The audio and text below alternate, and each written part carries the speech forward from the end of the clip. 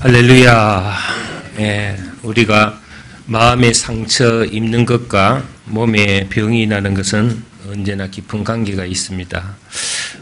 미국 의사이자 정신분석학자였던 폴란더스 덤바라는 분은 야심이 강하고 경쟁심이 심하고 적대적인 사람은 심장마비에 걸리기 쉽고 감정 표현에 서툴고 내성적이며 완벽주의를 추구하는 사람은 암에 잘 걸린다는 논문을 발표한 적이 있습니다.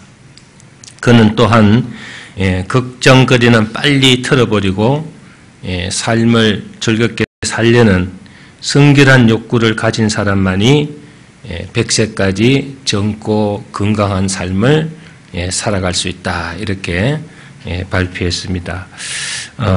사실 저도 이 덤바의 논문에 많은 공감을 하고 있습니다. 엘림에서 상처를 치유하고 또 질병을 기도해 줄 때 보면은 빨리 병이 회복되고 낫는 사람들은 거의가 긍정적이고 청결한 마음, 깨끗한 마음을 가진 사람들이 은혜를 빨리 받습니다. 부정적이고 항상 어두운 그런 마음을 가진 사람들은 은혜 받기가 힘들죠. 우리가 하나님 앞에 은혜를 받아야만 하나님의 능력의 손길이 미친다는 것을 잘 알 수 있습니다. 오늘 말씀에도 그러나 더 큰 은혜를 주시나니 그랬습니다. 그러므로 일렀을 때 하나님이 교만한 자를 물리치시고 겸손한 자에게 은혜를 주신다. 아멘입니까? 네. 그래서 이 마음과 몸의 관계는 참 신비합니다. 몸은 마음을 담는 그릇이고 마음은 몸을 움직이는 조종실과 같아. 이렇게 얘기할 수 있죠. 하나님이 사람을 창조하실 때 흙으로 몸을 먼저 만드시고 후에 마음, 즉 영, 생기를 불어넣어 주셨습니다. 몸은 눈으로 볼 수 있죠. 우리가 손으로 만질 수도 있지만은 마음은 위치를 잘 모릅니다. 어디에 있는지, 어떻게 생겼는지, 모양도 또 잘 모르고 만질 수도 없습니다. 몸은 우리 머리, 가슴, 또 손발 등 여러 가지 지체로 구성되어 있지만은 마음은 하나입니다. 그런데도 머리를 움직이고 손발을 움직이는 마음이 따로 있는 것도 아닌데 때에 따라서는 마음이 변덕을 부릴 때가 많죠.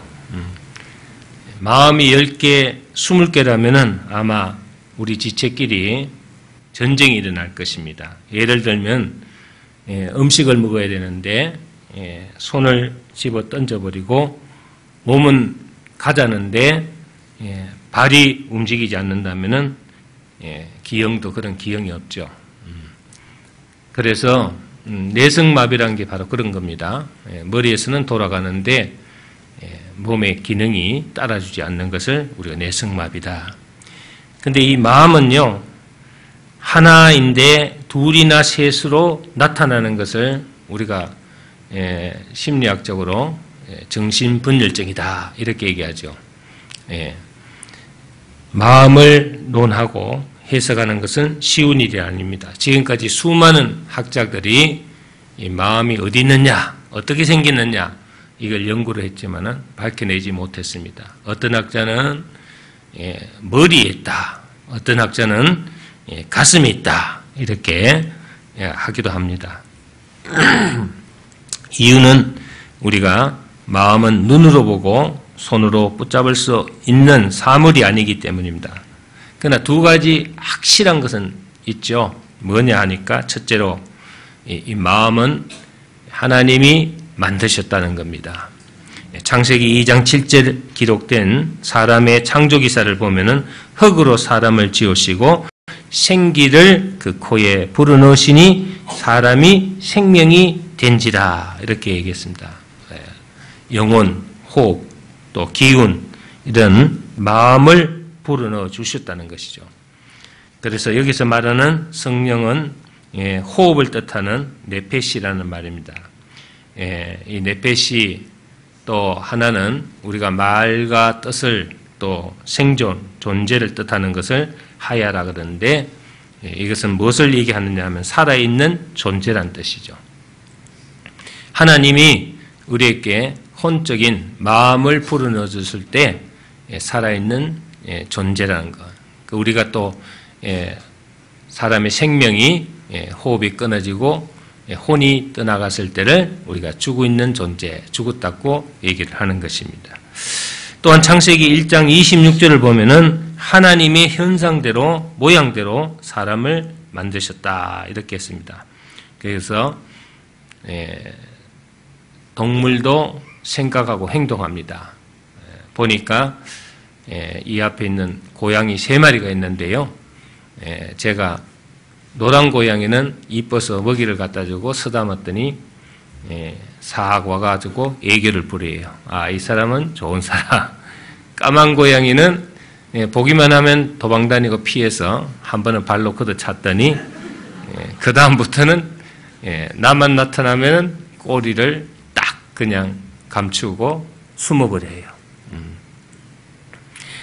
아무리 동물이 영리하고 훈련이 잘 되어 있다 하더라도 여러분 알다시피 개나 고양이가 우리들처럼 예배를 드리지는 않습니다. 하나님이 현상을 닮았다는 것은 인간은 곧 바로 영적인 존재라는 것을 얘기하는 거죠. 모든 동물은 혼적인 존재입니다. 혼이 있습니다. 생명이 있고 생각하고 또 행동합니다. 그러나 인간만큼 하나님을 섬기고 영으로 살아있는 존재는 없다는 것입니다. 사람은 하나님이 불어넣어 주신 영혼과 마음으로 말하고 행동하는 것이다.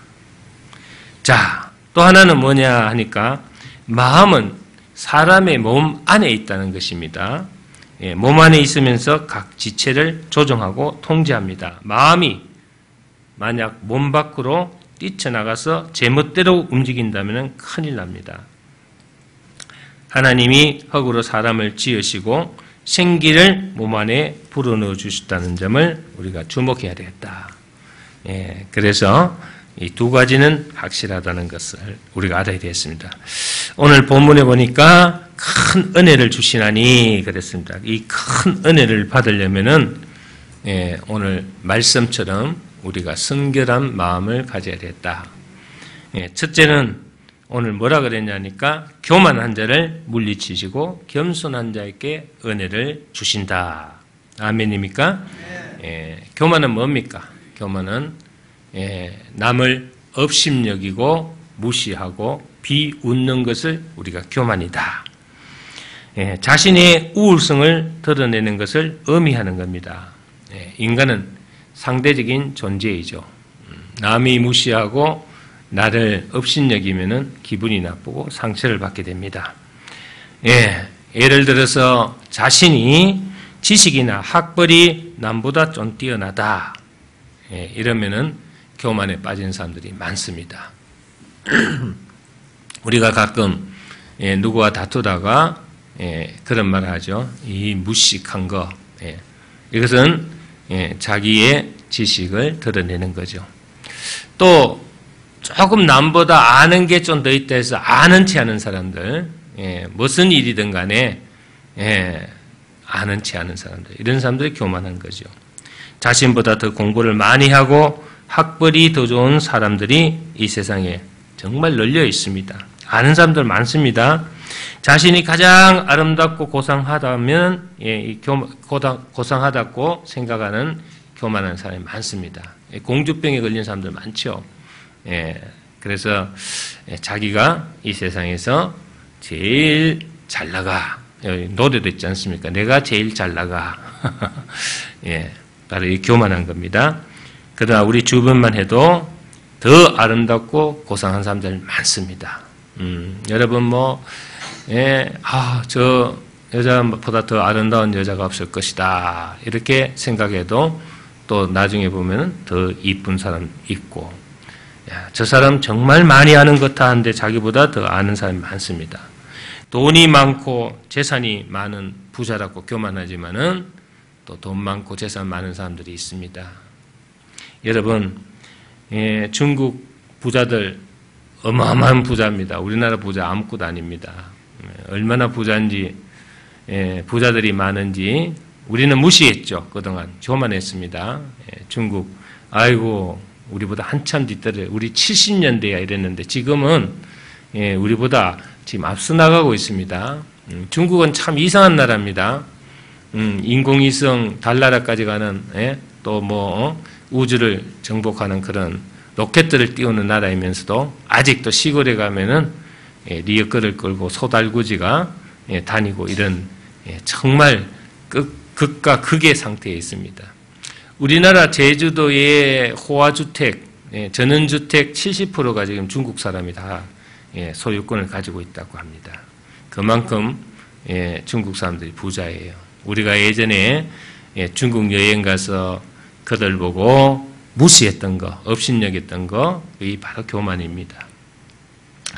또 여러분, 뭐 교회에서 조금 경륜이 있고 교회 생활을 오래 했다 해서 새로 들어온 사람들을 무시하고 압박질을 간혹 있습니다. 그것도 우리가 교만입니다. 성경을 내가 너보다 많이 안다. 이것도 교만이죠. 하나님이 은혜를 주시고 또 우리가 하나님 은혜 안에서 더 나보다도 영적으로 깊을 수가 있다는 것. 우리 사스러운 이 삶 속에서 우리가 교만할 수 있는 부분이 얼마나 많은가를 한번 되살펴봐야 되겠다. 더욱더 경계할 것은 뭐냐 하니까 오늘 말씀에 교만은 은혜를 차단한다는 것입니다. 여러분들이 하나님은 교만한 자를 물리치신다고 했습니다. 그 뜻은 뭡니까? 교만하면은 하나님이 가까이 오지도 못하게 하신다. 이런 뜻이죠. 그리고 겸손한 자에게는 하나님이 뭘 주신다고요? 은혜를 허락하신다.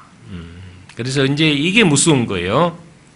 사람이 자기 우울성을 가지고 교만한 것은 좋은데 문제는 뭡니까? 그 교만함으로 하나님을 멀리하게 되는 것이고 그 교만함으로 하나님 가까이 가지를 못하게 되는 것. 그러나 겸손할 때는 하나님의 가까이서 하나님이 우리에게 은혜를 허락하신다는 것을 우리가 알아야 되겠다. 자, 여러분, 우리가 정말 요즘 지식사학과 이 정보산업의 발달로 머리 좋고 똑똑한 사람이 얼마나 많은지 몰라요. 요즘 제가 열등감 느끼는 것이 요즘 젊은 아이들요. 20대, 30대 CEO들이 많아요. 뭐 창조산업을 또 뭐 요즘 아주 독특한 아이디어로 젊은 나이에 아주 성공한 CEO들이 많습니다. 자, 이런 것에 우리가 열등감 느낄 필요는 없지만은 또 그러나 너무 초장에 일찍 성공했다 해서 출세를 했다 해가지고 기고망장해서 세상을 다 자기 것처럼 생각하고 교만하면 안 되겠죠. 그러면은 얼마 가지 않아서 그 교만한 대가를 받게 된다. 그래서 이제 우리가 지금 여러 가지 좋아진 이 세상에서 돈 벌고 떵떵거리면서 잘 먹고 잘 삽니다. 그런데 그것만이 행복해질 수는 없는 거죠. 우리가 예전에 비하면은 참 많이 발전됐습니다. 제가 목회 초기 때 30년 전만 하더라도 남서울 호텔, 지금은 없어졌습니다. 로보텔인가 뭐 지금은 뭐 이상하게 변했던데 그때 남서울 호텔입니다. 삼정동에 있는 삼정호텔하고 거기에 가서 뷔페 식당에서 버리는 음식을 가지고 와가지고 노인들 갖다 먹일 때가 있었어요. 버린다 해서 그거 좀 달라 해가지고 했는데 요즘은요 그거는 다 버린대요.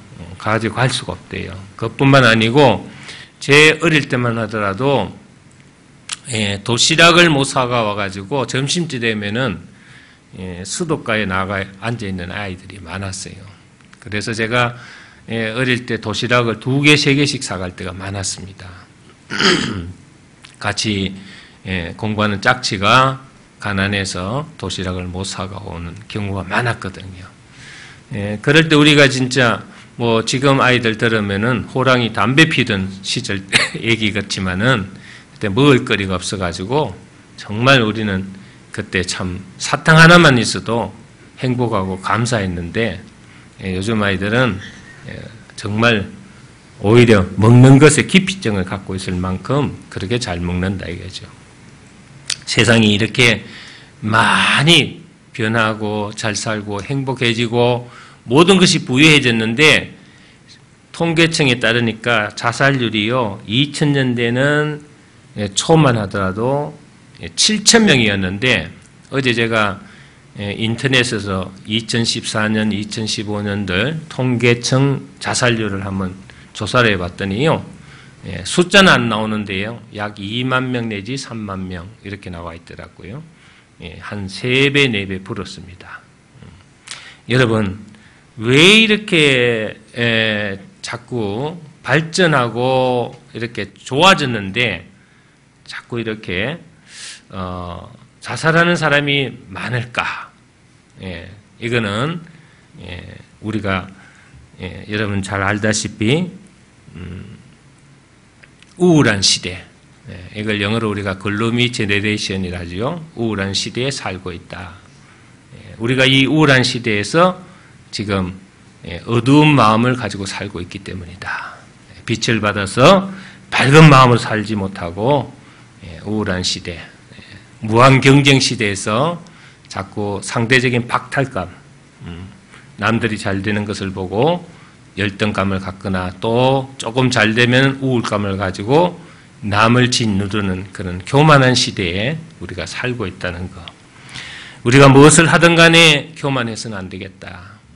우리는 정말 예수를 믿으면 믿을수록 더 겸손해지고 낮아져야지 자꾸 높아지면 안 됩니다.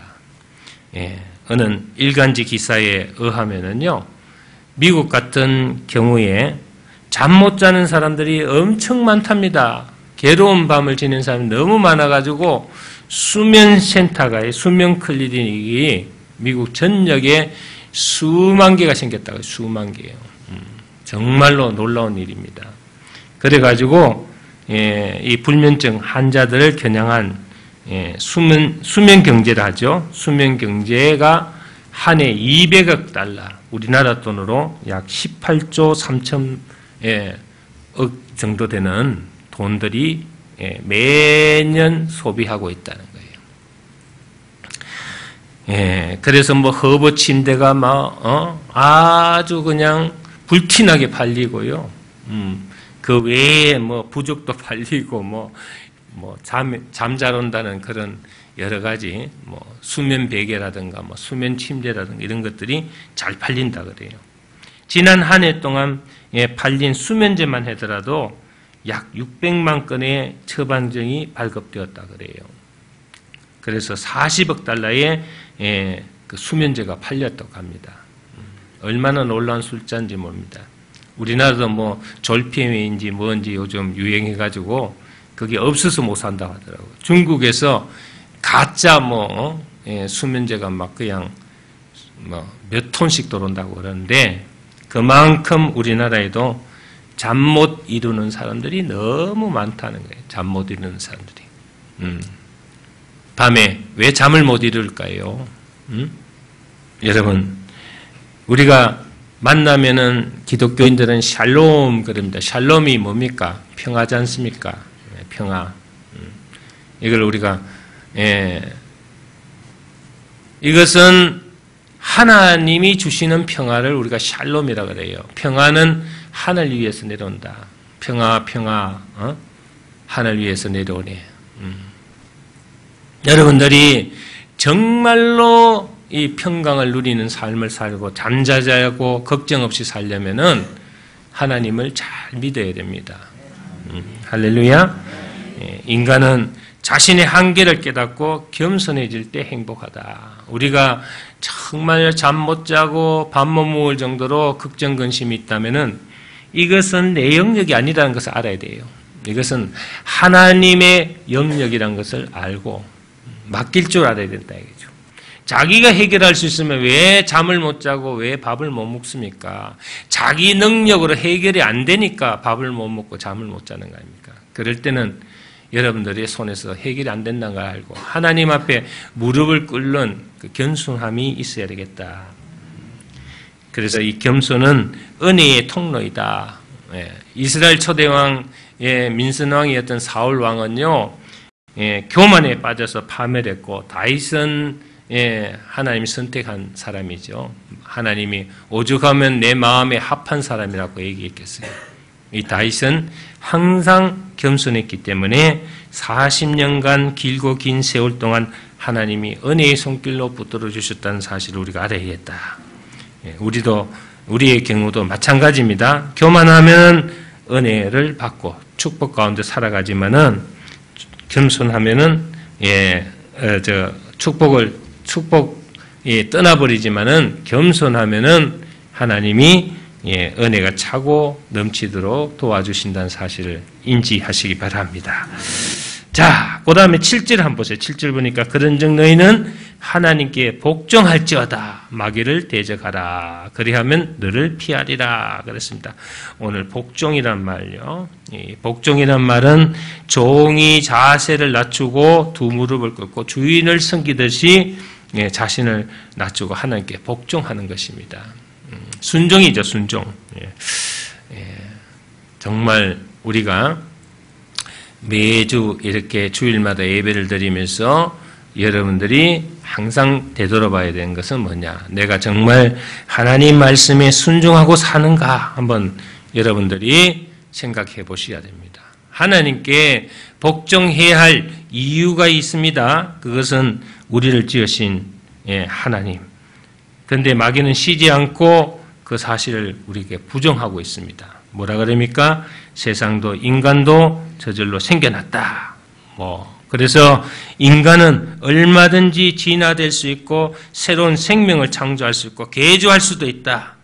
위대한 인간의 힘으로 신천지를 만들 수도 있다. 이런 휴머니즘을 내세우면서 계속적으로 마귀는 우리를 충동질합니다. 네 인생은 네 것이다. 인생은 나의 것 하는 노래도 나오고 말이죠. 그래서 자꾸 하나님한테 대들도록 구실을 제공합니다. 하나님을 대적하도록 합니다. 마귀는요, 교모하게 야, 너 하나님 대적해라 이러지 않습니다. 그렇게 어리석은 마귀가 아닙니다. 자꾸 하나님께 불순종할 수 있는 여건을 만들어서 어떻게 합니까? 아무리 기도해도 소용이 없더라. 내가 아무리 은혜를 받으려고 하나님 앞에 엎드려도 하나님은 안 계시더라. 이렇게 자꾸 불신자로 만들고 우리의 불신앙을 만들어서 마귀는 이런 악한 장면을 연출하는 최고의 제작자. 저는 그렇게 생각합니다. 너무너무 교묘하게 우리를 하나님과 떨어뜨리는 수법을 쓰고 있다. 얼마 전 TV를 통해서 보도된 뉴스 가운데 유전자 제조업한 그런 보도가 있었어요. 그래서 유전자 변이시킨 옥수수나 콩은 수입 금지한다. 그래서 관세청에서 수입을 할 때 유전자 변형을 시켜가지고 도른 콩이나 옥수수나 이런 여러 가지 견과류를 아주 배제한다는 것을 보도한 적이 있어요. 근데 우리 잘 몰라요. 너무 색깔도 좋고 좋은 세포만 뽑아가지고 자꾸 결합시켜서 만들어가지고 너무너무 그냥 콩도 우수하고 옥수수도 더 맛있고 색깔도 더 좋고 이게 자연으로 하나님 만드신 자연으로 생긴 거는 때깔이 나빠요. 근데 껍데기가 막 유전자로 변형시킨 거는 때깔이 좋아. 바깥에 때깔이 보기가 좋아. 여러분들 여자들도 성형 해놓으면 때깔이 좋아요. 다들 뭐 탤런트 같아요. 그런데 그거 삐끼 넣어보면 징그럽습니다, 여러분들. 그걸 우리가 알아야 된다, 이제. 그러니까 이게요, 문제가 돼요. 예를 들면은 유기농 식품을 계속 먹을 경우요, 유전자를 변경시킬 이 유기농 식품을 계속 먹을 경우에는 뇌가 작아진대요, 뇌가 작아지고 장기, 간, 콩팥 등 이런 것이요, 오므라들어 작아진대요. 그래서 결국 거기에 대한 병이 생긴다는 겁니다. 예를 들면 원래 콩이 가진 유전자가 있는데 유전자를 변경시켜서 본래 콩보다 2배 크게 만들고요, 색깔도 더 이쁘게 만들어낸다는 거예요. 그래서 상품 가치를 높인다는 겁니다. 여러분들 지금 우리가 알게 모르게 이 유전자 변경시킨 유기농 제품들이 시장에 많이 있습니다. 도마도도 그렇고요. 여러분 먹는 그 고추 있죠, 고추. 오이 고추도 그 유전자 변경시킨 거잖아요. 뭐 아삭아삭 오이하고 고추를 배합시켜서 아주 맛있다고 많이 먹습니다. 크고 뭐 맵지도 않고 오이처럼 아삭아삭거리고 맛있으니까. 근데 그런 것을 많이 먹으면은 하나님이 창조하신 물건이 아니기 때문에 반드시 거기에는 부작용이 생긴다는 거예요. 요즘 뭐 병원에 가면요, 피부 수술이나 또 무슨 장기 수술할 때 권하는 게 있어요. 줄기세포로 수술 받아라 이렇게 권합니다. 그것도 여러분들 조심해야 됩니다. 줄기세포 지금 현대 산업에 아주 좋은 아이템이겠지만은 또 하나님 만드신 게 아니에요. 그런 걸 배합해 가지고 갖다 넣다가 부작용으로 뭐 이상 생긴 사람들 얼마나 많은지 몰라요. 어떤 분이 하상 입었는데 줄기세포로 하상 치료한다가 했더니요, 나중에 이제는 고치지도 못할 정도로 붉은 딱지가 앉아가지고 그게 막 곰팡이까지 피더라고요. 얼마나 무서운지 몰라요. 제 아무리 과학의 힘이 위대해도 하나님의 창조 질서를 역행하는 이것은 좋지 않다. 역행하지 않고 복종하는 것이 행복하게 사는 비결이 되는 것입니다. 그러나 하나님 질서를 거스르면 불행이 다가옵니다. 내 힘이 아무리 강하고 가진 것이 많아도 하나님을 거역하면 모든 것이 무너져 버립니다. 지금은 여러분들 모르고 있습니다. 과학의 힘을 믿고 과학이 뭐 정말 화성, 목성까지도 가고 이제 앞으로 저 우주까지 나가겠지만 여러분들이 알아야 되는 것이 뭐냐? 그 우주를 창조하신 분이 하나님이시란 거. 인간은 하나님이 창조한 것을 재창조하고 발견하는 하나님을 닮은 현상에 불과하다는 것을 알고 우리는 하나님께 복종하는 마음을 가져야 되겠다. 거역해도 안 됩니다. 여러분들. 근데 마귀는 자꾸 뭐라고 그러냐면 하나님을 거역하라 그럽니다. 하나님을 믿고 사는 것은 넌센스다. 그러면서 자꾸 우리를 촐싹대면서 유혹합니다. 마귀의 세력을 물리쳐야 합니다. 여러분들이 마귀를 선호하면 마귀가 여러분들 붙들고 묶어서 압박감을 주게 되죠. 그래서 마태복음 4장의 경우에는 돌로 떡을 만들어 먹어라. 이렇게 늘 편법으로 우리한테 가르치죠. 성전 꼭대기에서 뛰어내려라. 이 비정상적인 방법을 자꾸 제시합니다. 하나님은 절대 비정상적인 방법을 제시하지 않습니다. 정상적인 것을 우리에게 권하고 있습니다. 하루쯤 주일 성수 빼먹어도 괜찮다. 이렇게 가르칩니다. 절대 안 됩니다. 하나님이 우리에게 가르치는 대로 주일 성수는 잘 지켜요. 여러분들이 정말 어찌할 수 없는 상태에서는 여러분들 빠질지 몰라도 오늘은 정말 쉬고 싶다, 피곤하다, 오늘은 가기 싫다 이런 마음으로 여러분들이 빠지면 그것은 마귀의 유혹에 넘어간 거예요. 마귀가 여러분들 자꾸 묶어서 그래서 제가 교회에 여러분들이 주일날 자꾸 빠지고 안 나오면은 저는 이미 그 사람은 마귀에게 붙들려 있다고 봅니다. 그래서 여러분들이 그 마귀를 오늘 뭐라 그랬어요? 대적하라 그랬어요. 대적이란 것은 그냥 적당하게 야 마귀야 왜 그러냐 물러가라 이제는 오지 마라 귀찮다 왜 하필 나한테 붙었냐 이게 아닙니다. 어떤 사람은 부탁한다 마귀에게 그렇게 얘기하더라고요. 부탁해서 될 일이 아니에요. 대적해야 됩니다. 죽기 살기로 전쟁에서 내가 너를 죽이지 않으면은 너가 나를 죽인다는 것을 알고.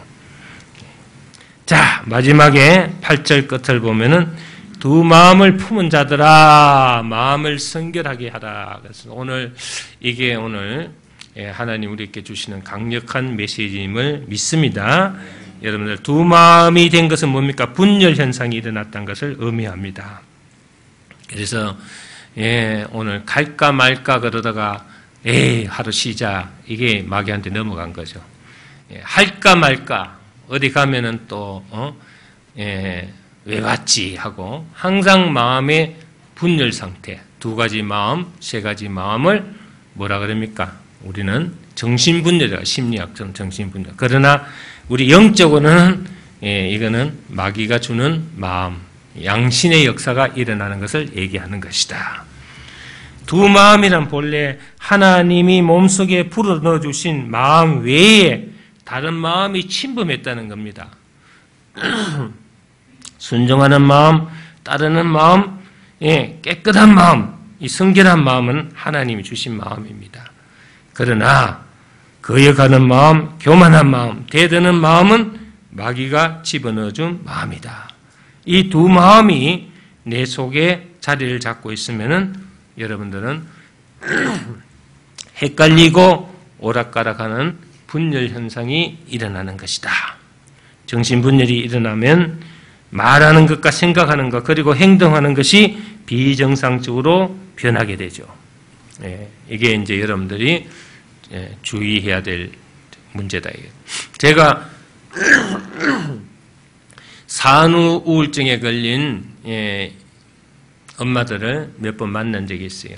그 엄마들이 아이를 바라보면서 두 가지 마음을 가집니다. 하나는 정말 사랑스러운 내 자식, 눈에 넣어도 아프지 않는 내 자식, 사랑하는 마음이 있대요. 그게 하나님 주신 마음이에요. 그런데 저 새끼를 낳았음으로써 내가 공부하는데, 돈 버는데, 뭐 하는데 지장이 된다, 장애물이 된다, 제거해야 되겠다. 이게 바로 마귀가 주는 마음이에요. 그래서 그걸 가지고 막 고민하다가 우울증에 빠지는 거예요. 그러면은 어떨 때는 막 아이를 안고 막 그냥 불쌍한 내 새끼 하고 막 그냥 저절미게다가 어떨 때는 아이가 막 그냥 울고 자지러져도 젖달라고 그럴 때 발로 석 내밀어버린 거예요. 이게 두 마음이에요. 두 마음. 무슨 말인지 아시겠습니까? 하나님은 우리에게 한 가지 마음을 주셨어요. 확실하고 분명한 마음을 주셨지 어정쩡한 마음을 주지 않았어요. 믿을까 말까, 갈까 말까 이거 아닙니다, 여러분. 확실히 아셔야 됩니다. 우리는 예수님의 제자인 가룟 유다가 예수님을 몇 푼의 돈에 대해 제사장에게 넘긴 것을 우리가 알고 있습니다. 근데 가룟 유다가요, 정말로 예수를 미워하고 정말로 예수를 그랬겠을까요? 순간적이었어요. 그게 요한복음 13장 2절에 나와요. 마귀가 벌써 시몬의 아들 가룟 유다의 마음에 예수를 팔려는 생각을 넣었더라 그랬습니다. 예수를 팔려는 그 생각은 가룟 유다의 마음이 아니었다고요. 아니었는데 그 생각은 어디로부터 온 겁니까? 마귀로부터 온 거예요. 내 마음은 내 안에 있다고 그랬죠? 내 안에 있습니다. 근데 그 마음을 지배하는 건 생각입니다. 그 생각은 바깥으로부터 들어오기도 하고 내 안에서 나오는 생각이 있습니다. 거의 바깥으로 해서 들어오는 생각은 마귀의 생각이다 이거죠. 마귀가 그 생각을 가룟 유다에게 심었다 이거죠. 집어넣었다 이거죠. 그 생각을 받아들였기 때문에 그 생각은 가룟 유다의 것이 되어버렸다는 겁니다. 그래서 이 사실을 분명합니다. 즉 악한 마귀는 사람들에게 악한 생각을 집어넣습니다. 사람의 마음속에 더럽고 악한 생각과 충동을 불어넣어 주는 거예요. 여러분들이 어떤 환경이 됐을 때 화가 나는 상태가 됐다고 합시다. 예를 들어서 그러면은 야 참지 마 하고 생각을 불어넣어 줍니다. 오늘 확 한번 본때를 보여줘 하면은 뒤집어지는 겁니다. 그러나 내면에서 아름다운 생각이 납니다. 그래 참고 넘어가자. 그리고 포용하자. 두 생각이 아닙니다. 한 생각입니다. 이 두 생각이 생겼다는 것은 여러분 시달리고 있다는 거예요. 시달리고 있다. 장사하면서도 아이고 미쳤지 내가 왜 이걸 했지 이러면은 벌써 장사 안 되는 거예요. 아무리 안 되고 힘들더라도 하나님이 도와주실 것이다. 반드시 나는 승리한다. 이 한 가지 마음이 있으면 여러분들 되게 돼 있어요. 하면서도 자꾸 될까 안 될까, 오늘 야 정말 이거 정말 왜 이렇게 안 되지 이러면 여러분들 흔들리면 그때부터 여러분들 안 되는 거예요. 그것을 받아들이냐 거절하느냐는 것은 그 사람의 책임입니다. 그렇기 때문에 나중에 여러분들이 미안합니다, 그것은 내 마음이 아니었어요 하고 사과할 필요가 없어요. 그것은 마귀의 책임입니다 이러면서 책임 전가할 수도 없는 일입니다. 마귀는 아무렇게나 그런 악한 생각을 넣어주지 않습니다. 예를 들면은 지나가는 사람에게 속삭이면서 저 사람 죽여 이러지 않습니다. 여러분들 속에 그런 불결한, 그런 더럽고 어두운 생각이 있어야만 그걸 타고 들어오는 겁니다. 그 전선을 타고. 여러분들 성결한 마음을 갖고 있는 사람에게는 그게 침범이 되질 않아요. 할렐루야. 절대 그런 식으로 작업하지 않습니다. 충분히 그럴듯한 사항이 있거나 이유가 있을 때 그 사람한테 도르는 거지, 두 마음을 품게 하는 거지, 여러분들이 하나님 잘 믿고 정결한 마음으로 성결한 마음으로 살아가고 있는 사람한테 그런 마음이 침범하지 않는다는 겁니다. 교회에서도 정결한 마음으로 언제나 충성하는 사람이 있고, 어떤 사람은 늘 때가 되면 떠날까 하는 사람이 있어요. 이 두 가지 마음 가져요. 원래 이제 한두 달 남았으니까 올해까지만 다니자, 올해까지만 일하자. 여기에 두 가지 마음이에요. 하나님 주신 것을 열심히 충성해야 되겠다는 마음이 떠나버리고 할까 말까 올해까지만 하고 자기가 기한을 정하고, 이게 두 가지 마음입니다. 이게 마귀의 역사예요. 교회에서 무슨 일을 해도 어떤 분은 목사님 저는 바깥으로 돌아다니고 주일날만 오기 때문에 내가 교회 일을 잘 모릅니다. 목사님이 기도하시고 목사님이 좋게 생각하시면 저는 복종하겠습니다. 이런 사람이 여러분들 마음이 딱 정한 마음이에요. 그런데 잘 모르면서도 목사님이라고 독단적으로 결정하지 마세요. 그런 일이 있으면 나한테 전화라도 하시고 저를 만나고 언언도 해야죠 하고 막 토를 달고 그냥 대드는 사람이 있어요. 이런 사람들이 두 가지 마음을 가진 사람. 어떤 마음을 품어야 될까요? 너희 안에 이 마음을 품으라 곧 그리스도 예수의 마음이라는 빌립보서 말씀이 있죠. 2장 5절 말씀. 예수의 마음은 어떤 마음입니까? 예? 두 마음을 품은 자들아, 오늘 그랬잖아요. 예수의 마음은 한 가지 마음입니다. 한 가지요. 오늘 성결한 마음. 할렐루야. 성결한 마음, 깨끗한 마음, 정결한 마음. 의심하는 자는 바람에 밀려 요동치는 바다의 물결과 같으니 이런 자는 정함이 없도다 그랬습니다.